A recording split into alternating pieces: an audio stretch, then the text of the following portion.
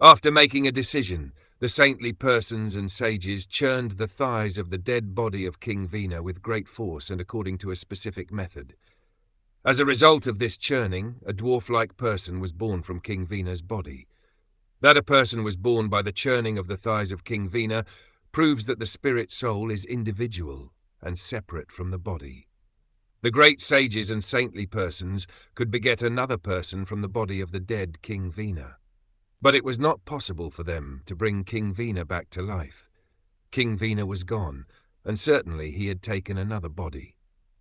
The saintly persons and sages were only concerned with the body of Vena, because it was a result of the seminal succession in the family of Maharaj Dhruv.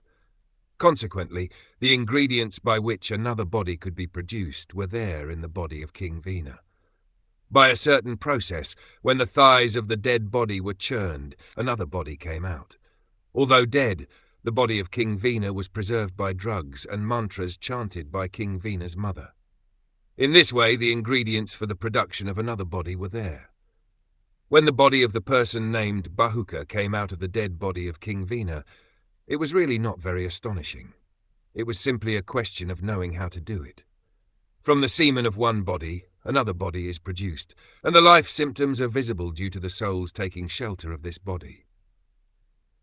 One should not think that it was impossible for another body to come out of the dead body of Maharaj Vena. This was performed by the skillful action of the sages.